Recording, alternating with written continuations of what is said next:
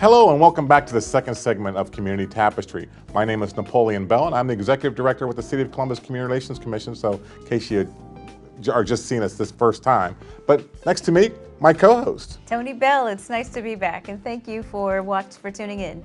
Again, tuning in because being our second segment, we had a great first segment. We had some really interesting conversation about some powerful and strong and passionate women about what they're doing in the community, but also for others. That's right, and we've got more women on this segment who are here to talk about the empowerment that they're giving to their own respective communities, and they give and give too. So yeah, so this is really a truly amazing show because of just showing the power of people, women. Power of women, making that impact in their community and also individually, as we saw before, in the schools and with our young people. Yeah, so collectively. Just so a great program, and so I'm really excited to now introduce our guests for this particular part of our show, which let me just start off on the right. We have Ms. Tiffany White, and she's the chair of the North Central Area Commission. I'd like to welcome you to the program. Thank you. And then to her right, our left, we have Jennifer Chamberlain, and she's the chair of the Far East Area Commission. Yes. So we're going to be talking with the area commissioners here who really are empowered to really make change and decisions upon what affects their community. Right, so when we talk about grassroots efforts, these two women certainly are part of that. They are boots on the ground, grassroots, right there in the community, and a wonderful conduit. So why don't we just go ahead and get started, and I'll first start with Ms. Tiffany White. Now, you've been an area commissioner for about 9 years, I understand, and so let's first talk about you. Why did you get involved in this? Why did you get engaged in being an area commissioner? I initially was interested in joining the area commission when development was coming into the community. Everyone was excited but not quite informed, and then you had the people on the other side who were like, not in my neighborhood, which you get a lot when there's new development. So I just wanted to be informed so that when people were like, hey, do you know what's going on? I could say yes and, give them the information, not the rumors or the hearsay, but the true facts about what is actually happening. This is the process. These are the individuals and the players involved, and just keep the community engaged as far as every step of the development. So that's really what sparked my interest in the area commission. And what are the boundaries of the North Central Commission? Help people understand that geographically. 670 at 5th Avenue, Sunbury Road. We have beautiful Ohio Dominican in Valleydale, down Sunbury Road. Mock Road, Hudson, and Joyce Avenue, which has the American Edition, which has received $11 million from the city for infrastructural improvements. New housing is going in, so it's the emergence of an old neighborhood. It's reemerging. So yeah, there's a lot of great things going on there, and absolutely, and with the help of the North Central Area Commission, which is a positive thing. And you talk about being able to doing this because to be able to provide some resources also, information, education of the public.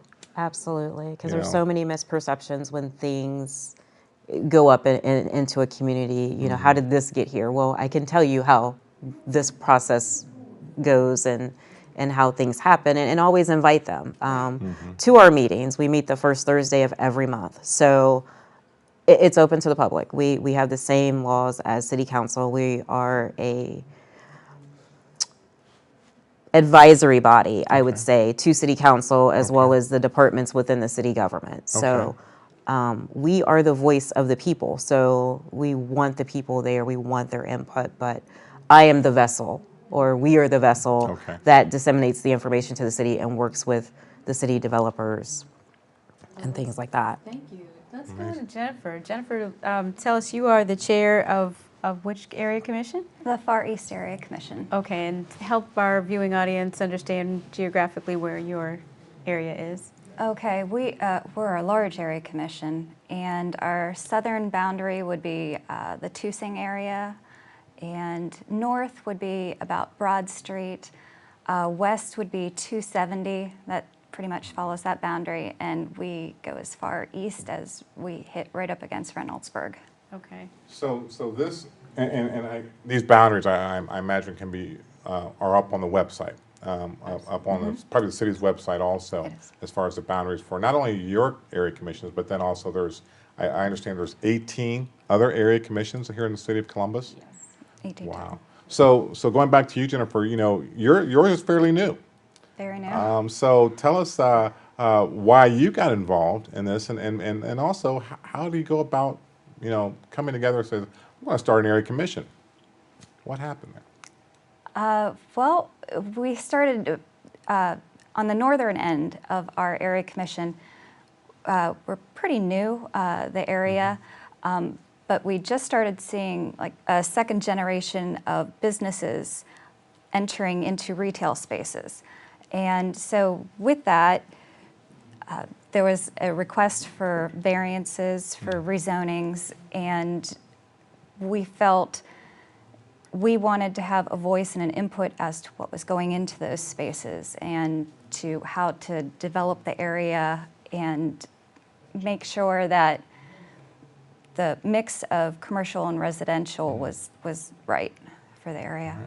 So to really have input into some of the outcome of what goes up.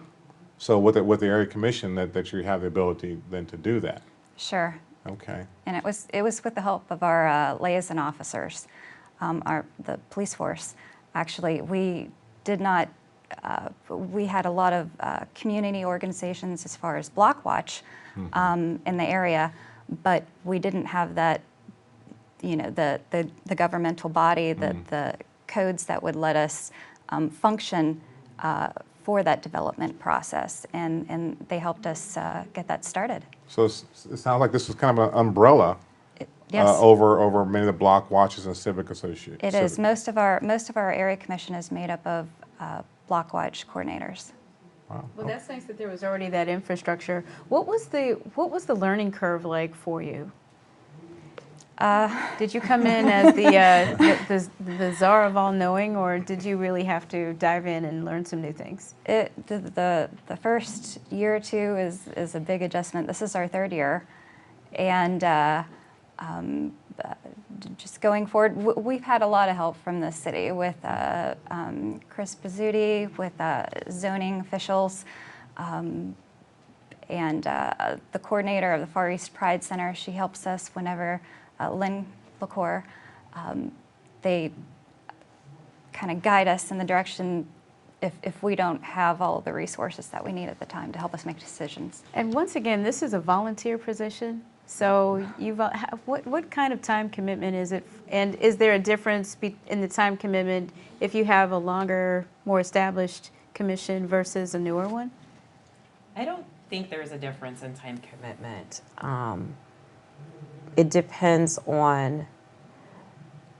It really depends on what your drive is. If you're in the position just to say, I have the position, you're going to meet once a month, come to the meeting, make an appearance. If you're really invested in your neighborhoods and making a difference in your community, when I first began, I was in a meeting at least 3 times a week for the first year, once I became chair. That's different committees with the city. That's just going to the civic associations to let them know who I am, that I'm available to them. National night outs, holiday events. I mean, there's a lot of things that, just like city council, they make appearances. A lot of neighbors expect us to make those same type of appearances, sometimes more than city council every once in a while. But yeah, if you're available, it's like a part-time job. Okay. I mean, honestly, if you put that much time and energy into what's really going on. Yeah, well, it sounds like you have to be pretty passionate about, first of Absolutely. all, about the work. And so let's talk, and I heard some of the challenges and I heard some of the successes. So and I want to talk more about those because I think For those who might be looking to start a area commission, have to understand the challenges, but then also those successes that really come out of it. So those the fruits of all the work that you do. Absolutely. So you've been in this 9 years. what kind of challenges would you like to talk about, and so that other persons who are looking at this, and also Jennifer here, who's new into it in her third year, to help help mitigate some of those challenges. Development is going to probably be one of the biggest challenges because you have so many aspects of zoning. You have variances for things that we may think, oh, parking striping isn't major, but it actually is a variance within the city of Columbus. So, and demolitions and things of that nature, I or my zoning chair actually go to every site and take a look at them to decide, could this be saved? Could this not? What is the underlying reason why you want to tear this property down, or why do you want to do business here, and what are your intentions for this neighborhood? So that's the biggest challenge as far as getting over those hurdles. And then trying to get community input. There's something going in, and sometimes we don't hear from you or see you until we're getting ready to vote. And then you have this outcry, and it's like, well, where were you? Right. during the planning. So just, let's be more proactive as opposed to reactive. And that's my biggest, for any chair, any area commission, be proactive, get out there so they know who you are or know who their area commissioner is. So that when you get a phone call, it's not because they have no idea who the area commissioner is or how they function or what they do. And there aren't a lot of 311 calls that come back down to me because it's something that can be addressed on the area commission level as opposed to City Hall. Gotcha. And what about successes? Successes. I guess phase 1, 2, and 3 of the Joyce Avenue project right now is the biggest Okay. success. Okay. The YWCA Family Center opened when I first joined the area commission. So I went to lots of committee meetings for that. And we meet quarterly to get, a pulse on what's going on with them and what the neighborhood is feeling. Shepherd Library will be building a new library, so that's exciting. Great. Hopefully it'll be state of the art. We're Yeah, still working that's through those great. kind of things, That's but great. just partnering with, the businesses and letting them know that we're not just here for the residents, but also for the commercial owners, and that includes churches and things of that nature, schools as well. That we're not here to be the bad guys, but we're actually here to work together. Because, you all commute and go past one another, you might as well have a good rapport. Exactly. Jennifer, what about you? Your proudest accomplishment so far? It's a big undertaking just to start it. So I would say just Getting since we're so started. new, just getting that under our belt was the biggest hurdle. It was a lot with getting all the signatures and getting it pushed through city council. That was a challenge. And trying to figure out now what is our goal, what is it that we want to accomplish. That's what we're struggling with. And I should say that the biggest challenge in our area right now is on the east side is a decline with a lot of loss of business. And so we just worked with City Council, and they gave us a market retail study for Bryce Road. And we should be hearing back about that in April. So we're looking forward to seeing what they can tell us to do with the area. So with this being, this is March, and this is National Women's History Month. So how do you think you've grown as a leader? I know we've tout so much about females being in leadership positions. How have you grown in your leadership ability since you've been in this position? Me fill that question. I was very timid initially because I was new. I became chair my second term in the area commission, so I was really green. So just being comfortable enough to ask the right questions. I have the questions, but I don't know if I want to ask. I don't want to seem overbearing or I'm always knocking on the city's door like, yeah, I need an answer now. But I've gotten over that. And then asking questions to developers, the questions that maybe you would not ask as far as the intentions for the community. If there is an active civic, do you plan on participating in their events, whether that be financially or physically? I mentioned the YWCA. Shepherd has a community festival every year, and they send employees down to help work the festival. We don't necessarily need dollars into the community, but just to show that you're present and engaged. Right. So those type of things are, I guess, where I've grown in leadership. Nice. Well, Jennifer, I mean, you know, you're new to an area commission, but you're not new to being a leader in the community. So tell us. Well, I've been a block watch coordinator for, I would say, probably 7 years. And again, that started with the police force and with a community liaison officer. And just seeing some parts of town struggle and stepping forward just to do the best that you can to make a change. Well, and that's a positive thing, and you say stepping forward, and both of you kind of have touched upon this in regards to getting people engaged, getting people to show up at the meeting when at the planning process rather than at the end. So I see that as a challenge, probably for both of you. How are you addressing that? How are you trying to overcome that and get people re-engaged in the community? Because people are probably busier now. The challenges today are probably even a bit different than they were 9 years ago that families are facing. Oh, absolutely. More single parent households, more families with caring for elderly relatives.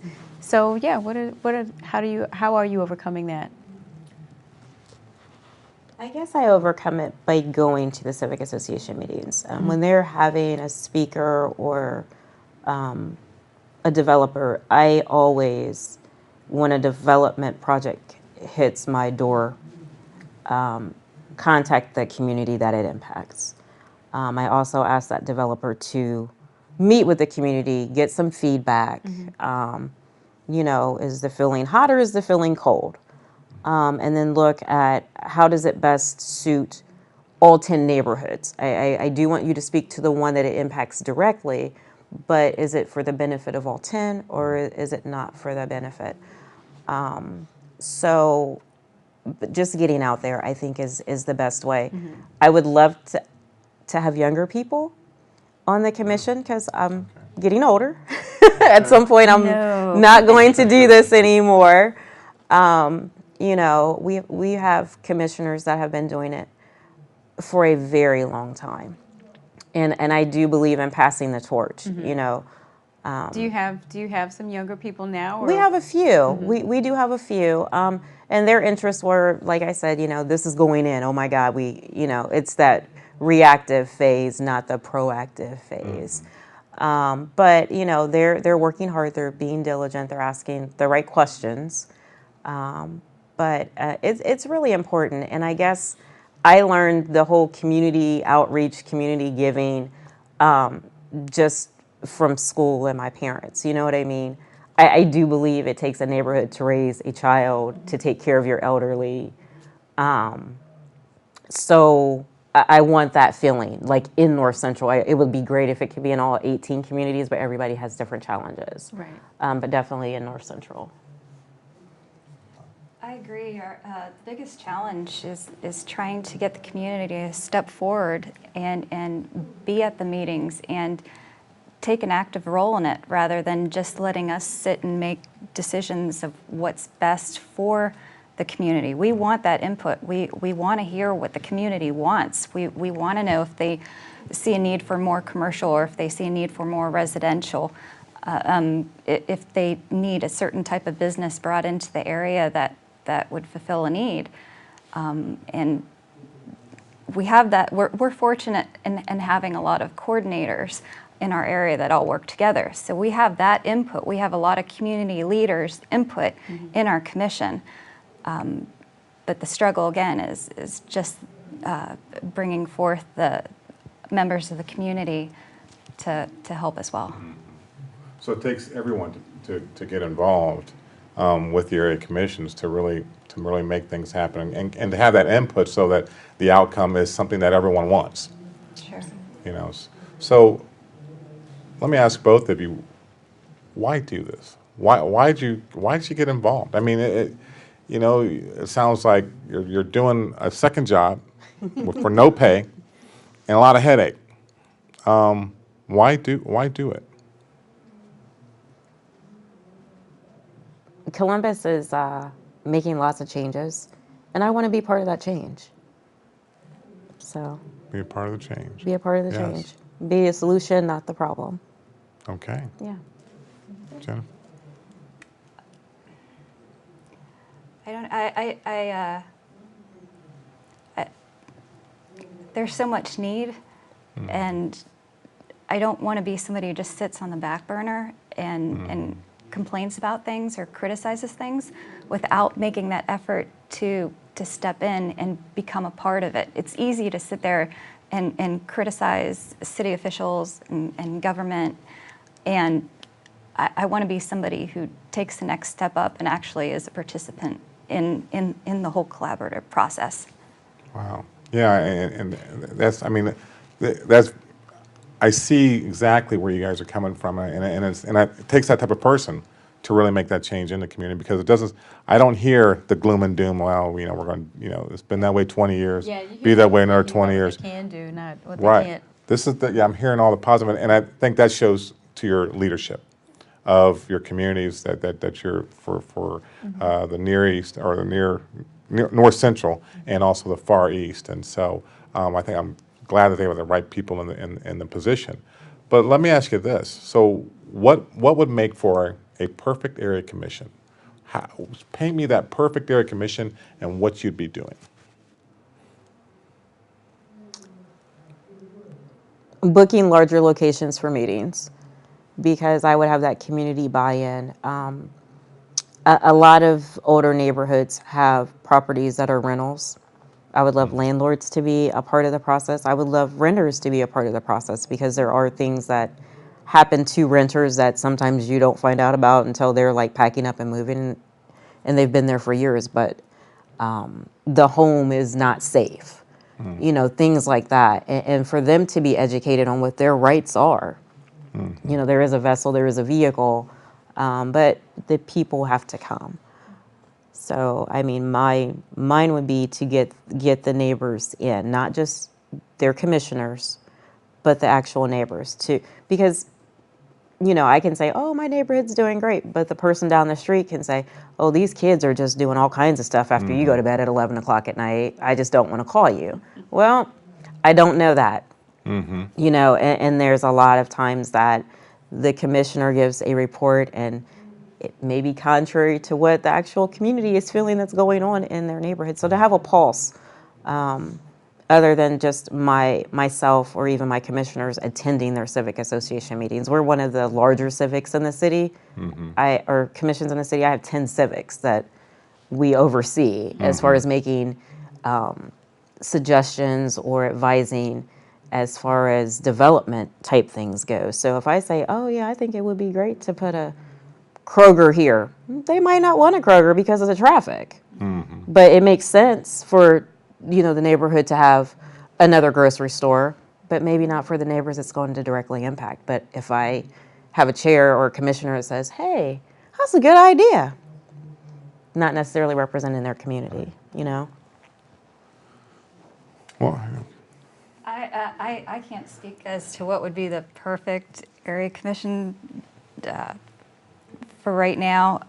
If we're just finding our feet.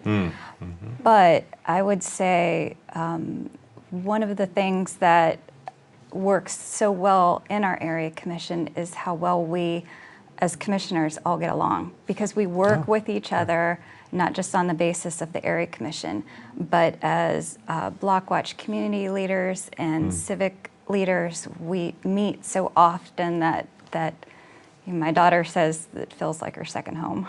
Well, once again, that engagement and having the right people in that position that are engaged and passionate about the job. Now, we only got a couple minutes left, and not sure what I wanted to add, because every question I have is going to take longer. I want to know how the community can get in touch with you if they'd like to, if they're in your area, or they'd like to find where their area is. How will they connect with you? We're, again, on the city's website under development. You hit residents, I believe, and it brings up all the area commissions. And it has my contact information there. We meet the first Thursday of every month at the Trey Lee Center, which is in the American Edition, at 6:30. My information, you can reach me at Tiffany White, the number 9, at AOL.com. Everything goes to cell phones now, so I will get the email. Okay. Maybe not from a computer, but definitely from the phone. Nice. And Jennifer? Our area commission meets the first Tuesday of every other month at the Pride Center, the Far East Pride Center, and that's at 2500 Park Crescent Drive. And so our meetings are January, it starts January, then March, so forth. And they're at 6:45 p.m.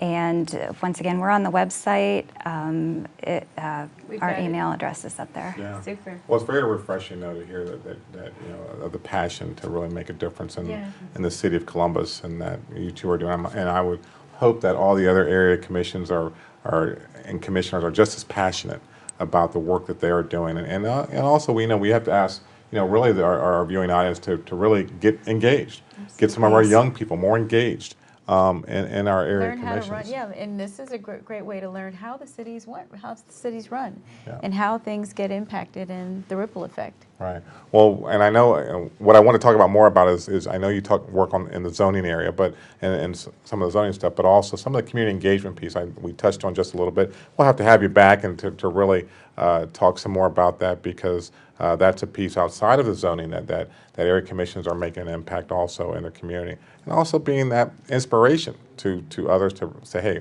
we can continue to make a change, Yes, we can. positive impact in our community. So thank you for both of you for what you do. Thank you.